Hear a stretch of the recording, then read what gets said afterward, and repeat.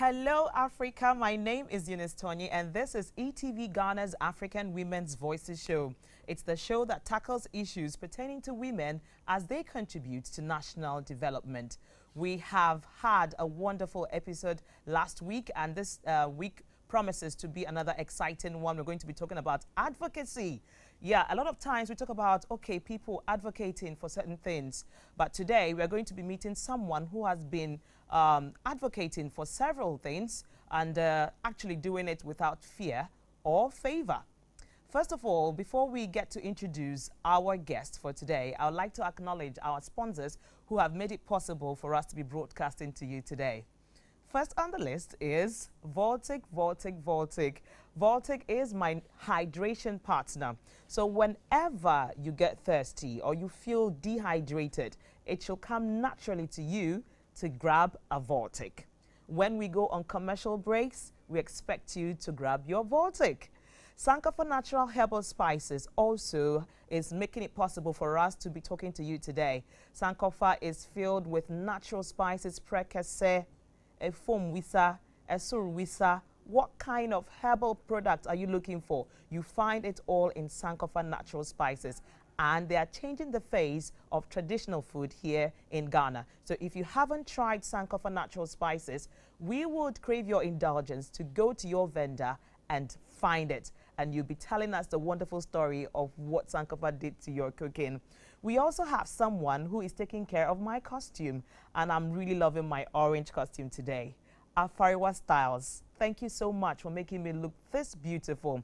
You can locate Afariwa Styles along the Bush Road on Teshiningwa. Just on the side, by the roadside, you'll find her there.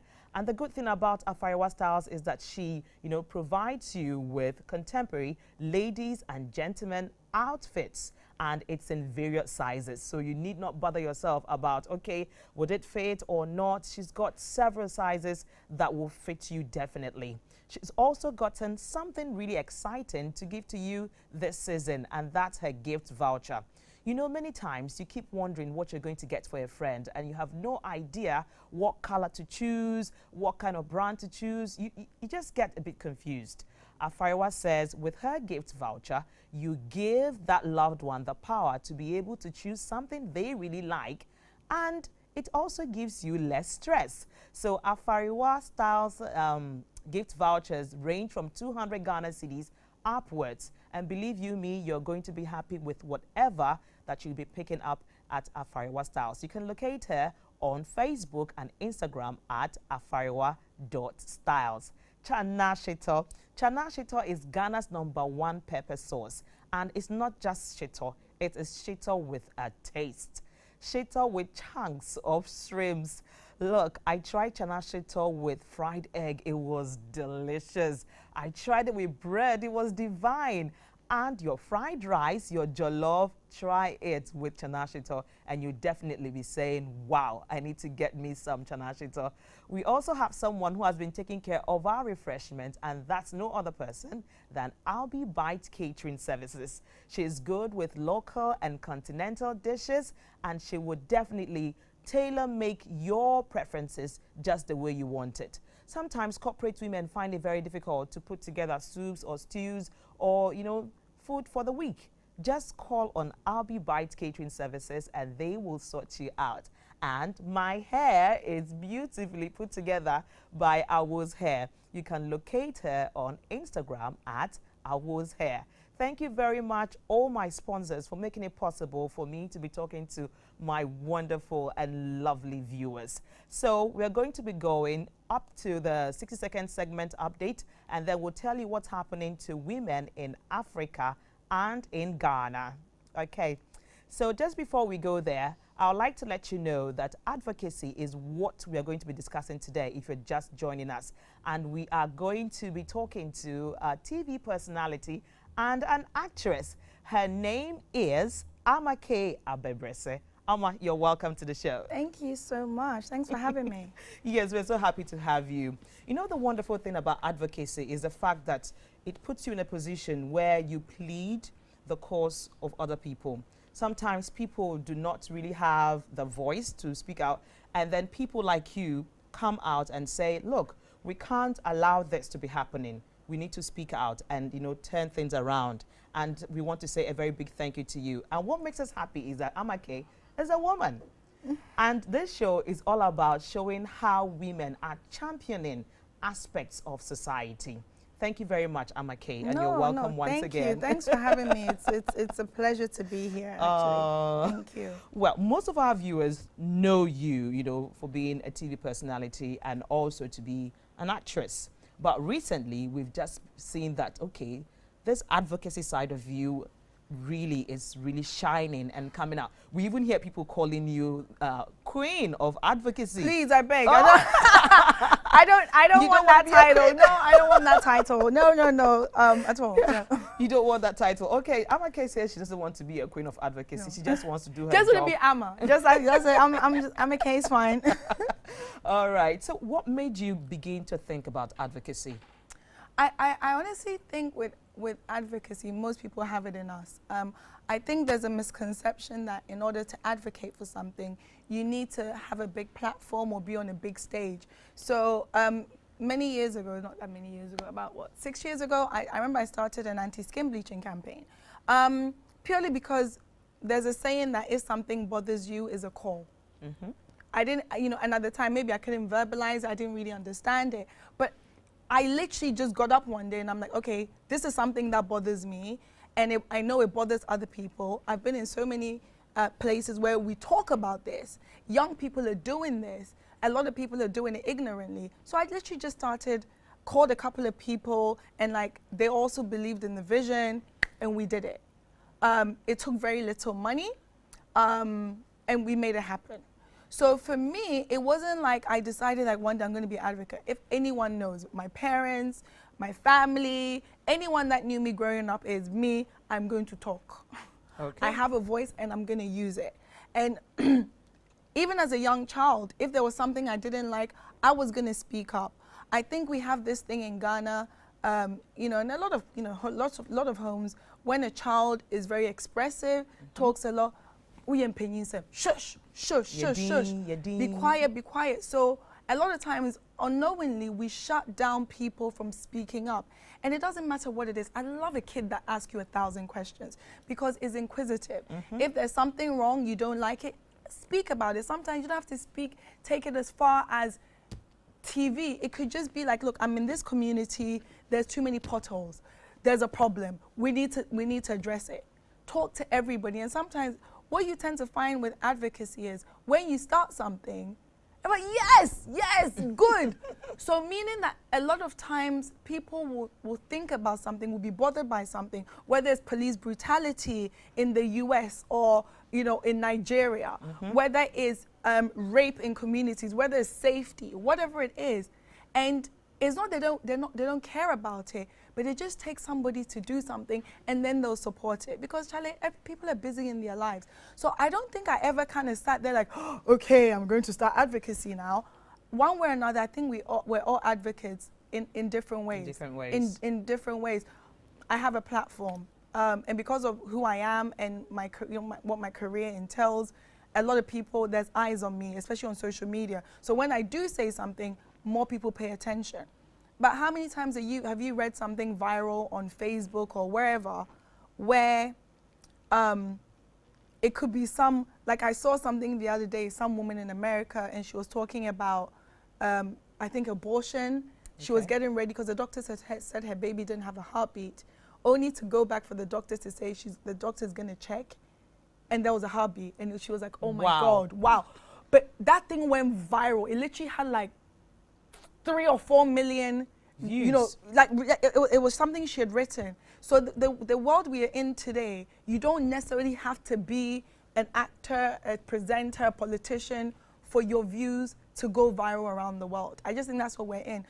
So with advocacy, I think, Charlie, anyone that knows me with my big mouth there, I'm going to talk. Wow, and the good thing about this talking is that it actually has, you know, brought some kind of changes as well. Because we just look back and we said, okay, Amake, wow, we don't know if she's ever going to stop what she's doing, because just recently we actually saw you advocating and talking about somebody who was making sexual comments, you know, towards children. And I think that was DJ Switch and then a Yes. 2-year-old, and you spoke out against it, and not too long after then we saw that those people had come out to apologize. So that's something I that would never take credit, no, please. no, you are not taking credit, but I think you actually I spoke about spoke. And we're just wondering if somebody didn't really speak, because we didn't have a lot of people talking about it, that much until you started making the noise. No, you don't have to do this. They are children. They are children. Because initially people felt like, oh, it's a joke. Because in Ghana, sometimes we just take some things casually and feel like, okay, it's a joke, and then that's it. So, well, we want to believe that you spoke and some other people spoke, and A somehow lot of people actually there was, spoke. I think, if I remember correctly, I think some other celebrities had tweeted about it and stuff, but I think when I wrote about it, and especially, you know how Facebook is. Hi to everyone watching on Facebook, by the way. You know how Facebook is. A lot of people will comment, and the comments just kept getting bigger and bigger and bigger. And look, in all honesty, I truly believe that some people take things as a joke. You don't mean it. I don't think, Charlie, there's no perfect person in the world. We all make mistakes. There's some things which people say in chambers that never are meant to come out. But look, something harmful is harmful. For me personally, I just didn't see why, even in jest, any adult would want to make sexual jokes about children. Maybe I'm crazy. Maybe I live in a parallel universe. I was like, what? Like, these are children. And why would you even joke about them in the first place? Yes, people do it. So I just think for me, it was most of the things that I do, I like to bring attention to it. It doesn't mean everybody's right. It doesn't mean everybody's wrong. But I believe in the power of dialogue. You'd be surprised that when you talk about something, sometimes you can even be feeling so bad and you talk to somebody else about it. And by the end of the conversation, you're like, oh, okay, I'm not alone in feeling this way. So I do believe in the power of dialogue. And look, social media has given us the platform to do that. So sometimes I'm like, right, and then I delete. There's so many more things I want to speak about, but it's not every battle you can fight. Yeah, that's true. Not every battle. It's really not every battle you can fight. It's just, for me, I have a special heart for children, and I honestly believe that as every child in this world should be given, if not anything, because life is tough, you should be given the best childhood. And the best childhood doesn't mean you come from riches, but one of the things I love is when you see kids running around playing in the rain. And they're so free. And they're free. I was blessed by God's grace to have a wonderful childhood. So when I grew up, when I got older, and I've spoken to friends and family and some people, like I have a friend, she's in her 50s. She, few years ago, and she's a very successful businesswoman, amazing. And, we're talking, and she confided in me that when she was 6 years of age, she was raped by her uncle. 6. Then by age 8, her older brother had started raping her, and it went on for years. Years. So at a certain point, from 6, she had to have years later on, like surgery, many surgeries to correct. And I was like, oh my God, when I was 6 years of age, I don't know why I'm so special. This is not something that I can ever imagine going through. And I remember when the Me Too movement came about, I was talking to my really good friend, my big sister, Michelle McKinney-Hammond. She's a reverend minister, a writer, an author. And at that time, when the Me Too movement, a lot of people were going online and saying, this happened to me, that happened to me, this happened to me. And I remember me and Michelle, we were in her kitchen, and we're like, oh my God, when it comes to sexual assault, it seemed like the amount of her friends that had spoken to her about certain things that happened to her at different ages, me and her, it was like, are we the minority? Are young girls or women who didn't experience some kind of, obviously, please, there's different sort of, harassment I think most women have received at some point in their life. But it was like, it surprised me how many people had been through that. And I was just like, wow. So I think for me, when I hear anything with children, people think it's a joke. You don't know the harm you're causing people. Because this woman is a 50-something-year-old woman, successful woman, and she's been through therapy, she's in church, everything, and this is something that essentially has almost damaged her life. she could have almost lost her life. Yeah. And because of the advocacy that I'm doing now, especially around children and sexual assault, we petition the president for rape medical examination fees to be fully scrapped or absorbed in Ghana, essentially. I speak to parents whose children have been defiled. I speak to young women who've been raped. And when you hear the reality of it, you don't understand why someone will make a joke about it. That's all. I think that's why I speak up, because I don't know why that would ever be funny. I think that's just me. I think I get the message, but we're going for a very quick commercial break. When we return, we are going to be asking Amake how she's dealing with the critics. Yes, we need to know that. After this, do stay tuned.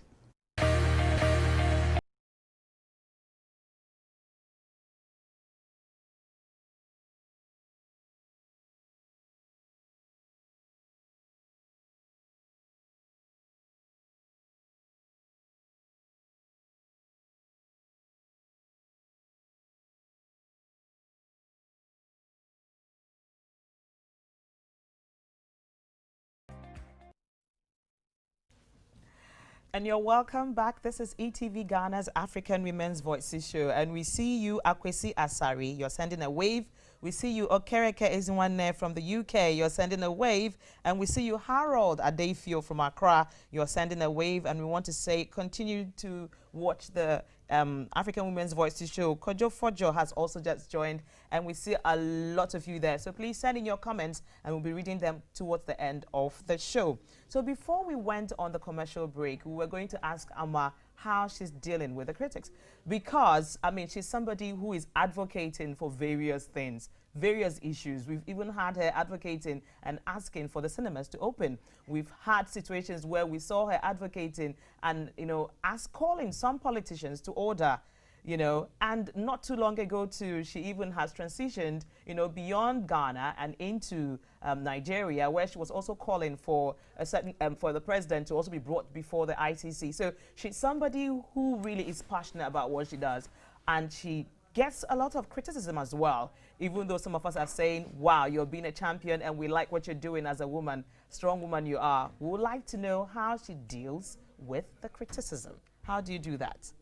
Okay, so just before I answer that, I think one of the things I love about social media is people don't read, they don't read, they don't read. So it's interesting. If I see other people advocating for things, I actually retweet stuff and repost things. So I don't know if people are not used to seeing petitions on change.org. There's only one change.org petition that I've ever done. Okay. But when I saw what was happening with SARS in Nigeria, and I think somebody or some people had started a petition for that, I just literally reposted it. Okay. Hey, so you have got, and the comments, and I was just like, oh my God, do these people read? So the fact that I've literally it was a repost, like, okay, because I signed it. And when I sign, I share with my followers. And funny enough is, because I posted it, you know, when somebody signs because of you, actually get an email. So a lot of people actually signed. But I think people assume that me have gone there to start. Okay, like so you generated it. I didn't. Oh, okay. But people do not read, and it's like, wow. So most of the time, I just don't respond, because if the person had read, so then somebody writes a comment, hey, so you are there with your petition. And I'm like, oh my God. There's one petition I started, which was to the president of Ghana and the government of Ghana. That's it. So most of the time I said, if I believe in something, like if you're doing something I believe in, I will lend my voice to it. If, you know, and sometimes it would just be retweet or repost. Amake did not go and petition ICC. Okay. Never done it, but people didn't read. So they got it all wrong. It's not they got it wrong. I definitely think what's happening in Nigeria, and look, it's fact is fact. If you were watching the tweets, you know that something clearly went wrong. And to see that people were killed, if you're a human being, it doesn't matter what country you're from, it's going to affect you. And I just think that it was beautiful to see youth coming together in such a powerful way to get the world to listen, pay attention. Yes. If not for anything. So, and I don't know, so it's just like, so I think a Nigerian, actually, or a group of Nigerians started that. And there's people from all over the world, from the USA, UK, Zimbabwe, Zambia, Uganda, that all signed. And I was one of those people who signed, and I just posted it. But people assumed that, so I just want to correct that no, I did not go and, petition ICC. I literally just reposted it. But again, that's neither here by the way. Okay. Critique is, look, I've been in the media for over 20 years. I started as a teenager in the UK, and I've seen a lot. I've seen a lot of critique. I literally remember I even one time received naked pictures. Someone sent me their naked pictures. Wow. Like where I had to report to the police. This was in the UK, and I was like 19 as a TV presenter there. So I've seen that side, and I've seen a lot of critique. I've seen, you get insults, you get people that love you. The one thing I will say is the majority of people that love you outweigh the people who don't. I've also come to learn that just because someone doesn't agree with you doesn't mean they hate you. Mm-hmm. So when you criticize, and there's nothing wrong with it. We don't have to, even family, 5 people live in the same house. They're from the same mother and father, and they disagree. So I don't take a lot of it personal. One of the things I don't like is when somebody would just get up and be a troll, which is, look, it doesn't matter what you do. We're going to dress you down. We're going to bring you down. We're going to belittle you. We're going to be evil. We're going to be mean to you. I don't like it. But I'm in the public eye. Honestly, I can take it. I've had, like, sometimes I'm like, hey, insults, okay, hey, and I'll laugh. I can show this to my family. I'm like, oh, Charlie, this week I'm getting it. So it's fine. It comes with it. I think they say sticks and stones may break my bones, but words will never hurt. Words do hurt. Sometimes they may hurt for a moment. Sometimes they may hurt for a day. Sometimes you may have to cry, hey, Charlie, this thing, it hits you. But I'm in the public eye. Someone can look at me and say, I don't like her dress, I don't like her hair, I don't like her wig. She has, I get it all. And it comes with being Amake. It comes with being a public figure. So I take some of it with a pinch of salt. Some of them I'm not even gonna like. But sometimes I also read some comments and I'm like, okay, yeah, that's actually true. I don't take everything as negative. And I think also what helps is I have some good counsel around me. Mm-hmm. So there's certain things where I'm a very passionate person, I'm a very reactive person. So there's some times when someone will say something and I really want to respond, or I want to do something like, no, I'm going to do this, I'm going to do this. And maybe I'll talk to my mom, or I'll talk to different family members, and they'll be like, Charlie, let it go. And you're like, okay, and you let it go. And the thing about it is, once you don't string it out, 2 days, 3 days, it's gonna die. They'll move on to someone else to bully. There's a lot of online bullying. And I always, tell people, like, if you want to be in the public eye, people, I want to be famous, I want to be an actor, I want to be this, I want to be this. I'm like, are you sure you want to be? Because most times people see the glam, the glitz, and all of that. But there is a side where if you're not emotionally strong, it can break you. It can break you. It can break you. But with critique, you take with the good, with the bad. And I also think, in all honesty, be worried if everybody loves you. Be worried if everyone likes you. Be worried if everything you say is like, oh my God, this is awesome. That's so amazing. We love you. No, be very worried. Because not even ever trying to compare, but hello, as most people, in Ghana are Christians or whatever. Jesus, look at what Jesus went through. So who am I, or who are you? And you just kind of take it, and sometimes you're just like, okay then, okay, and keep it moving. I think that's powerful, and it goes for any other person who is going through any form of criticism. You just have to dust it off and know that, look, everyone cannot like you, and just because they say they don't like what you said doesn't mean they hate you. They only just do not agree with you. Thank you very much for sharing that part. At all. So one other side of your advocacy that has really caught our attention is what you mentioned earlier about the petition to the president, which has got to do with, granting people who have been sexually assaulted, the opportunity to access free medical examination. This is because you say that it's not that cheap So in Well, most it costs cases, currently between 300 to 800 cities that we Okay. know of in Ghana now. Yes, officially that's what they're charging. The Ghana Medical Association. so in most cases, a lot of people do not seek justice just because they're not able to pay for free medical, pay for the examinations. Okay, so rape and sexual assault globally tends to be underreported because rape is usually steeped in shame. The victim or survivor is the one that gets blamed. And sometimes family, religious, people don't want to feel shamed. I literally, even last week, someone contacted me, like a girl they know has been raped, and the girl is afraid because she can't talk to her mother. So there's so much complexities when it comes to rape globally is underreported. But in Ghana, I think what made me personally sit up was how many people in Ghana, think of the rural areas, think of small towns, think of even the big cities. If something like that happens to them, in order for the police to basically go through due process, they need a medical report from a doctor, signed by a medical official from a doctor. And obviously private hospitals are different because private hospitals have a different mandate. But government hospitals, if you go there, they charge these fees between 300 to 800. Some people earn maybe 1,000 cedis a month. If your parent or your family and your child is defiled, if that doctor doesn't have mercy on you and says, okay, I'm not going to charge you, you cannot get that medical report, which legally lawyers need in order to the prosecutors. They're going to need it in order to take the case to court. So for me, it was like, oh my God.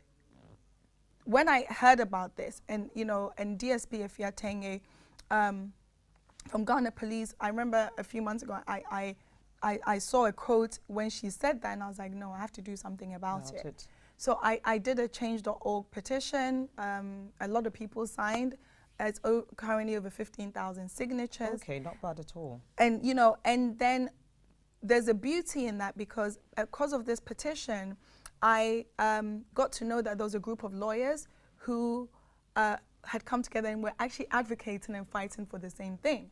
So they'd come across my petition and they were like, wait, is this one of us? And like, no, I'm okay. So I basically have come along with them. We're called the Coalition of Survivors of Domestic Violence.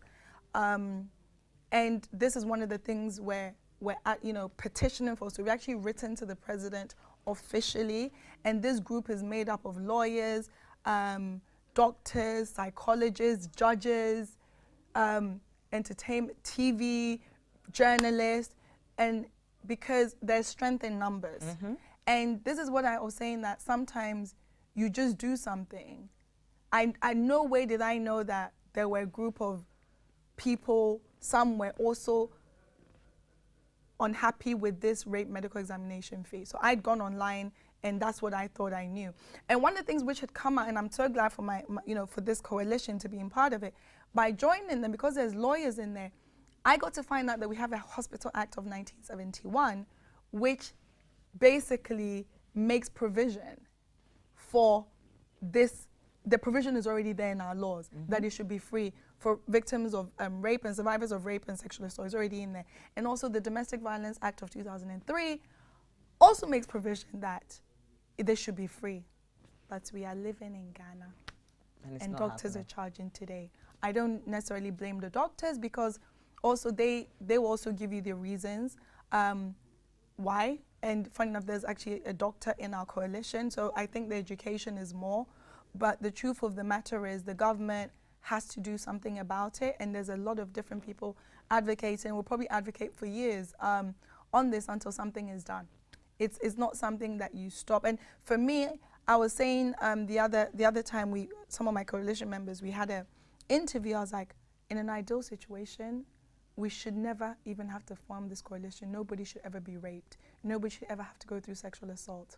Yeah, but in an ideal situation. Unfortunately, that's not what we have. So we'll be going for another quick commercial break. When we return, we'll be looking at how she's using movie as a tool for advocacy. Do stay tuned.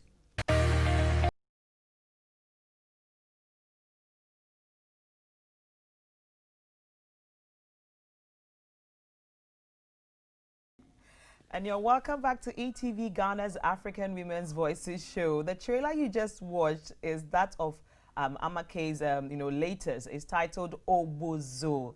I know you were enjoying it and you wanted to watch a lot more. Don't worry.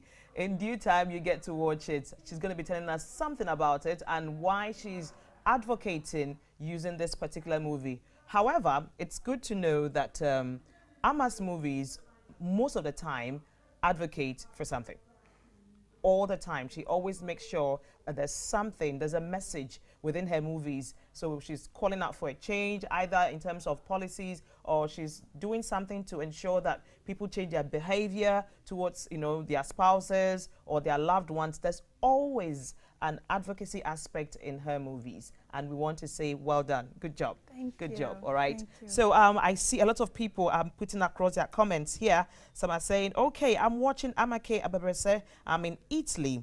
I see Emmanuel K. Owusu. I see Gifty Nashika Solomon. I see Cheloka Okoye. And I see Stephanie Jamira. I see Naomi Kweku, and the comment here says, you ladies are looking very lovely. Great show.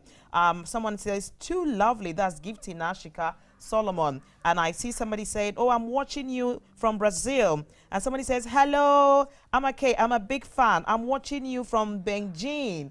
Hello, hello, hello. A lot of you are sending in your waves, and I think they're all your fans, and they are really enjoying, having to be watching you. So let's go into what this movie is about.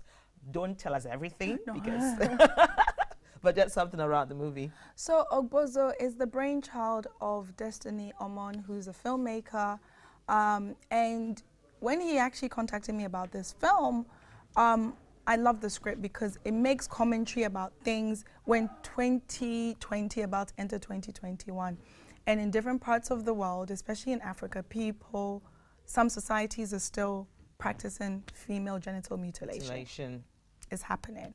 The film also makes commentary about slavery. Most of the time when we think of slavery, we think about it in relation to, happened many, many years ago, but there's still people all over the world in different forms of modern day slavery. So the story is about a diasporan Ghanaian American who returns home for the first time since he was a kid. And he goes to see his grandmother in the village. And because of the village, Ogbozo is basically a village of taboos. Something his father did many, many years ago. The father's no more. So the villagers basically say, okay, well, you're going to pay for your father's sins, so you're going to become a slave. And there's a village that's currently practicing modern day slavery. Okay. It may seem like, oh, wow, this is a movie, but we know for a fact that different countries around the world, even different African countries, currently are practicing modern day slavery. Yeah. So the film makes a commentary about that. And one of the characters in the film is an African American who, knowing the history with African American, knowing there's a year of return where we're, Ghana's inviting the world, diaspora world to come back home. Imagine as an African American coming to Africa and seeing that there's still some form of slavery happening. So that's what the movie kind of makes, those are some of there's a lot more, and obviously the film delves into a lot deeper. But yeah, I've been blessed enough to work with filmmakers who have a message. It's not always my film, maybe I may not be gang and it may not be my idea, but I believe film is powerful. Okay. It makes us laugh, it makes us cry. Films essentially you can be in a bad mood and watch a good film and just forget everything. So it pulls at our emotions. So I've been blessed enough to work on films which have a message. Sinking Sands was about domestic violence. Yes. Ties That Bind, Leila Jansi, shout out to Leila Jansi, was about women in the, you can call it a feminist movie. Some people think feminism is a bad word. I don't think it is. About what different women go through in relation to children, how society view women who don't have children, or who, some of them call witches, they get called witches and so forth. And I've worked on other films like Beast of No Nation, which makes commentary on child soldiers and war, and so many other things. As an actor and as an artist, your body is your art, so you get to change characters and and do this, but you can speak to real issues, and I'm blessed to be able to do that. So Ogbozo, which is premiering this Saturday actually at the Micklin Hotel. And unfortunately, the cinemas are yet to open. The cinemas are still closed, by the way. Open the cinemas. Open the cinemas. We like to hope that by the next fellow Ghanaians, the cinemas get open. Let's hope our next fellow Ghanaians. And I'm sure in time it will be. But they didn't play the whole trailer, but Ogbozo stars everyone from Bismarck, Bismarck the Joker, Ben Affat, Rosalind Nziga. I saw Andrew there at the stage. Actor. Andrew Adote, amazing actor. We have Kristen Calhoun, she's an African-American actress. There's so many, I can't even list them. But this film is the brainchild of Destiny Omon, and I think this is a film people would definitely need to watch. There is and because the cinemas are closed, we're having like a premiere happening this Saturday at the Micklin Hotel, but they're going to be selling tickets for some people to watch, and I'm sure most people on social media and stuff you've seen. If you come on my social media, I've been posting it. There's a number to call and everything. Come down and watch it. Wow. So what time is it going to be showing? So 7 p.m. I think. So there's a VIP premiere which starts around 4, and there'll be drinks and stuff, and then I think from 7. So, and you know how people like to be late, but right now no lateness, please. No lateness. And I think this film is one that people are gonna want to watch. I said it makes a lot of social commentary that it's not a Ghana issue, it's not a Nigerian issue, it's not a Zimbabwe issue, but like literally it's not a Kenya issue. It touches on a lot of things that are happening on the continent of Africa. Right. So yes. So which of your movies would you say, is actually making a lot of impact? We know that, Sinking Sands was really good. Would you want to say that Sinking Sand was able to bring about some kind of behavioral change? Oh my goodness, who knows? Like, I wish there was some way to kind of measure it. I would say this, that Sinking Sands, anybody who has watched that film has been affected by it.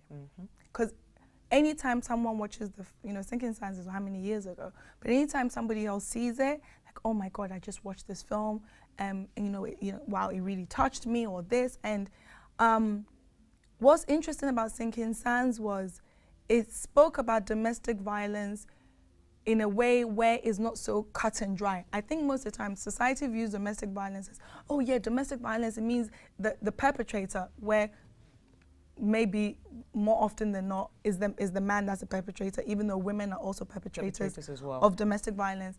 But Sinking Sands, it wasn't so clear cut because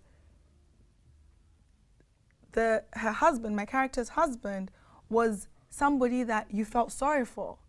So when someone feels sorry for somebody, and he's been through an accident, he's scarred, and then he starts beating his wife, it makes you think about the people who commit and the perpetrators of domestic violence. Because I think most of the times it's easy when you say, hey, this man, he beats his wife, he's bad. But then that man could be a pastor, that man could be a doctor, that man could be a teacher, that man could be the most upstanding member of society. That man could be a politician. And that person, or that perpetrator could be, a judge, a female judge, whatever. One of the things I like about filmmaking is not everything is so black and white. So essentially, okay, this is domestic violence, but some people feel like, okay, oh, maybe was he justified? Was he, And that's what I think the art of filmmaking can do. It sparks a conversation. So Sinking Sands, I know a lot of people have been affected by it. A lot of people talk about child soldiers in Beast of No Nation. I remember going to the UN when Beast of No Nation came out, and I actually had, I was in a discussion at the UN with some of the workers who had actually been in Sierra Leone and Liberia, and we're having a conversation of what they were saying. That, look, watching that film was so real because, look, it was like stories they saw, stories they heard when they were working in these conflict zones. And for some people it's therapeutic, for some people it's traumatic. And I do feel like film can sometimes make you uncomfortable to confront certain things. Like, for example, Ogbozo right now, I'm hoping is going to make certain people uncomfortable. How many months ago was it when the older lady was killed for being allegedly a witch in the north of northern Ghana? part of Ghana. There, as we speak right now, Gambara Witch Camp is open. As we speak right now, you and I are sitting here, and because certain societies, somebody will say, okay, this person is a witch, they can be taken to a camp. We have Chokashi in parts of the Volta region. These are all things that are very uncomfortable. When we sit in our houses and we're watching TV, it seems like, oh, it's in a village, but it's in our societies. And I love the fact that we're able to use film to confront some of these issues in our society, however uncomfortable it is. Wonderful. So we're going to be going for our last commercial break. We can see that a lot of people would like to talk to Amake. We're going to be opening the phone lines as soon as we return from this commercial break. Do stay tuned.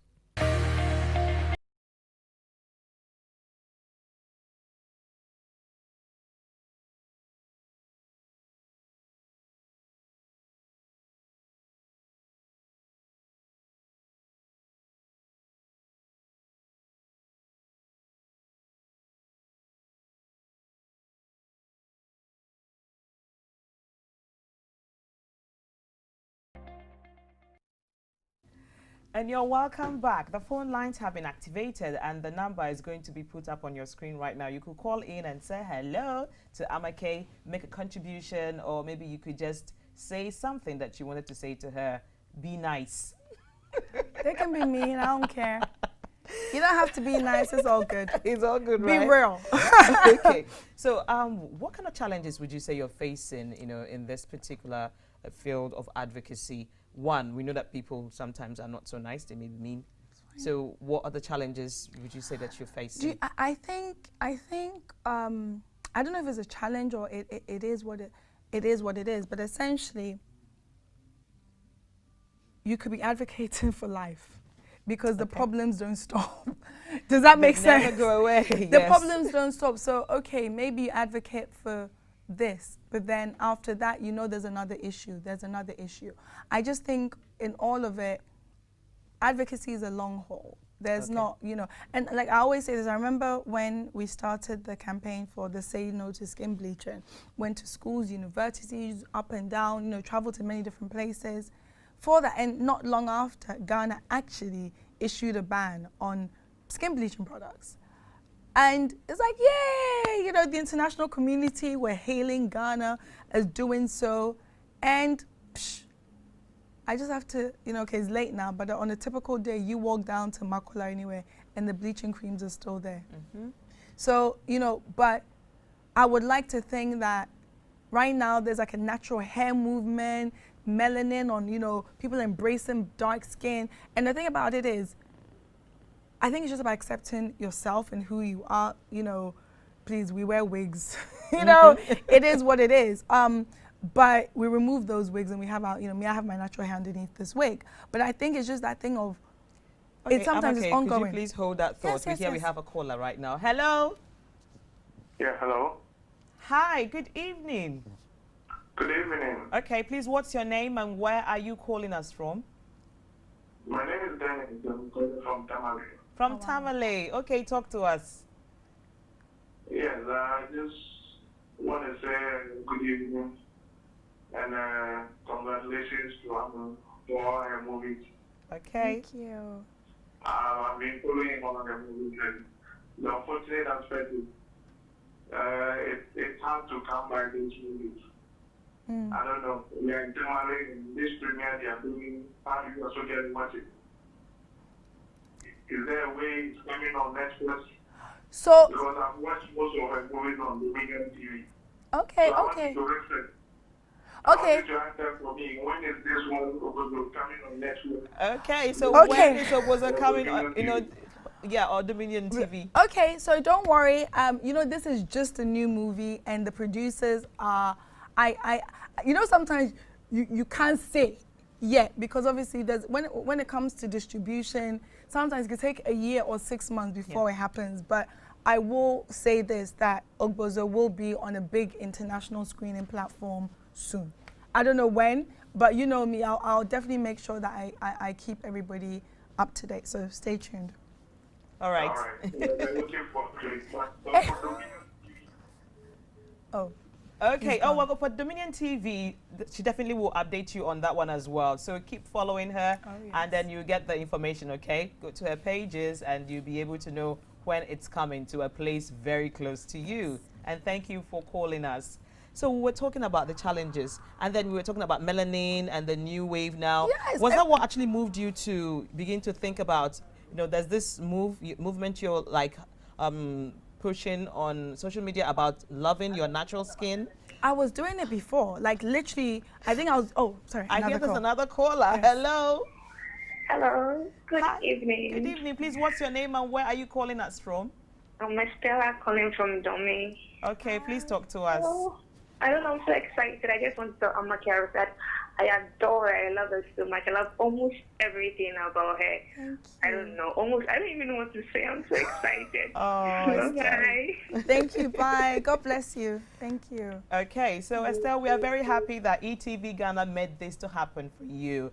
And for the rest of us who were not able to call, okay, we are asking that you continue the conversation on social media with us. And Amake definitely will respond if any of the questions are addressed, you know, asked about her. So unfortunately, I'm being told right now that the time is up. We need to wrap this up immediately for the next program that is scheduled to come, and that's the Late Night Celebrity Show. So I need you to still stick and stay, you know, with ETV. I would like to say a very big thank you to you, Amake, for gracing our studio today. We're so happy to have been with you, and we know that you come next time whenever we call on you to appear on our show. So I want to say a big thank you to all our sponsors, you know, for what you've done. Voltic, Sankofa Natural Spices, Awos Hair, Chanashito, Afariwa Styles. Thank you so much. You've done something wonderful, and you've made it possible for us to be having this show and to be bringing it to Ghanaians and to Africa and to the world. A very, very big thank you. So if you missed the show, maybe you came towards the end, well, I'd like to let you know that it's repeated on Saturdays at 12 noon. So stay tuned to e.TVGhana and get to watch it. Or you go to our YouTube channel where this particular episode will be loaded. Or you go to Amake Abebrese's page on Facebook and you get to watch the watch party, okay? So see you same time next week. Do enjoy the rest of our interesting lineup for you. Bye-bye.